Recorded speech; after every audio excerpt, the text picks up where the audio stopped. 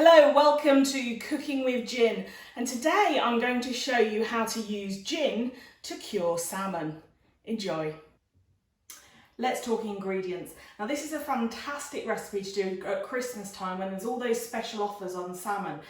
So I've just bought a small piece of salmon, so this one is 500 grams. So if when you're looking at the recipe, you work out the difference if you get more salmon, this is for 500 grams. So in addition to my salmon, I have 100 grams of sea salt here, then I have sugar. Now I've done a mixture, so this is 40 grams of granulated sugar and 25 grams of light brown sugar.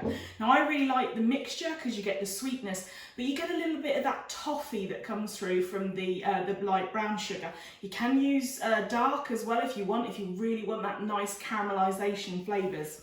Right, then I have some spice here, and I'll be blitzing these up before I put them into the dish. So I have juniper, 1 teaspoon of each of these. So juniper berries, pink peppercorns and coriander seeds. So like I said, I'm going to be blitzing those up. Then I have a bunch of fresh dill, which I've just very roughly cut up. The grated zest of 1 lime, and of course the all-important ingredient, this is cooking with gin after all, is 35 millilitres of gin. Now on this particular one I've chosen Seaside Gin from Edinburgh Gin. It's a fantastic gin and we'll be talking about that in just a moment's time. So that's the ingredients that you'll need for this recipe. So did you realise that Edinburgh is actually synonymous with gin? It seems like a strange thing to say, but actually in 1777 there were over 400 distilleries, as well as the 8 legitimate ones that were producing gin. And if you think about the fact that Edinburgh is a major port and it had all of those trade routes coming in with spices, and Geneva from sort of the Netherlands and those routes through, you can understand why Edinburgh was a big part of the gin craze. Now, Edinburgh Gin has continued that craze, but with a little more refinement, shall we say. These are fantastic gins, created using local products once again. So if you look at the botanical mixes that they're using, it's things that are synonymous with Scotland. Obviously juniper berries, but things like milk thistle and mulberries and cobnuts and lavender and all of those things that you associate. And then they also work with Heriot-Watt University. They're the first MSc in brewing and distilling. And that's how they came up with this particular one. This is a Seaside Gin. I really enjoy this one. They say to drink it with samphire. I've tried it, it works. But this thing's got things like bladder wrack in it because they wanted to create a taste of the Scottish seaside.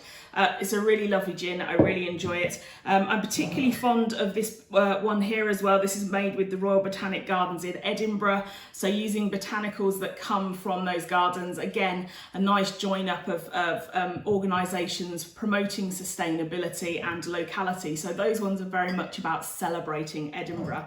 The Cannonball also does that, named after the midday gun that fires from Edinburgh Castle. This is their navy strength. So if you like your gin punchy, then this is definitely one for you. It's a particular favourite of mine. I always have Edinburgh Gin in the house. They also produce a full range of liqueurs. Now liqueurs don't have that magical 37.5% ABV, so they're a little bit lower in the alcohol range.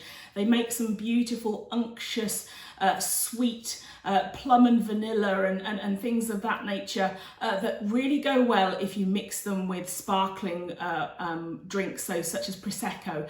You can make yourself a really lovely drink with those liqueurs. But I'll put some links in the comments if you're interested in purchasing some Edinburgh gins. They're fantastic to have in your collection and also just fantastic to enjoy. I've blitzed all of those spices in there, so now I'm going to make my dry rub. So I'm going to take my sugar, I'm going to take my salt, put those together.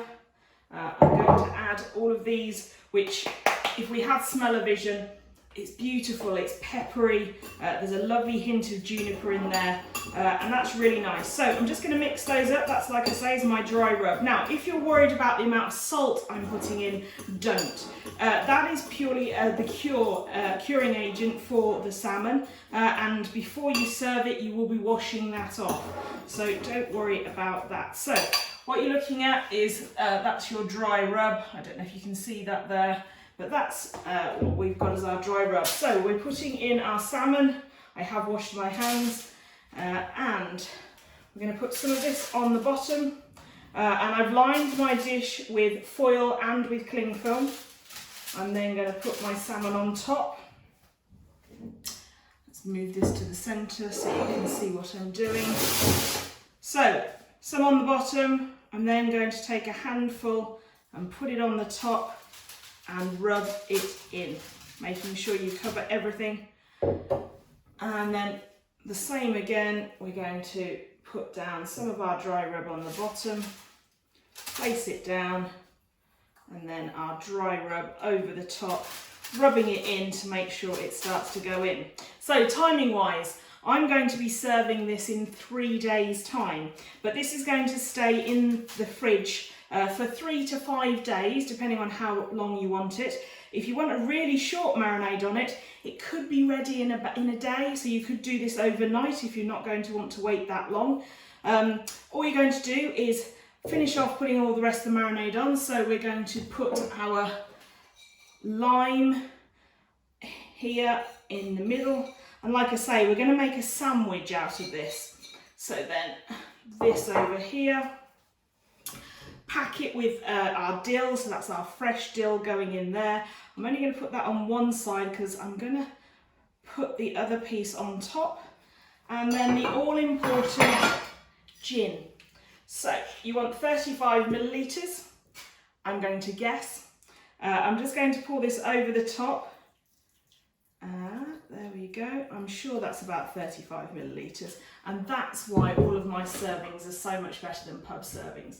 So that's my gin, and then I'm going to very quickly take this second piece and flip it over the top. There we go, we've made our sandwich.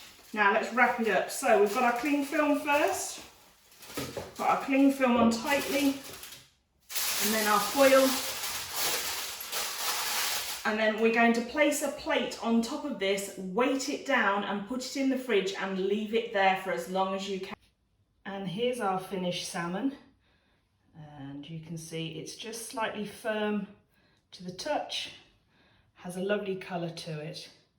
And I'm going to slice it and serve it with our juniper bread. You've seen it close up, it is completely finished. A couple of tips for you along the way. Every 8 hours, so in the morning and before you go to bed, just turn the package over in the fridge and put the weight back on. That's just so you ensure that you get equal cure throughout the salmon. The other thing is, about a day after you put the cure on, prick holes in the outer of the foil and the cling film, and then either put it over a wire or onto some kitchen towel, and that will just draw out all of the liquid so that you get this nice texture that you want to be ending with. If you do have a go, let me know how it goes. You have to now do the fun job of slicing this very thinly. Now, if you're an expert, fantastic. If you're not, have a Google for how to slice salmon.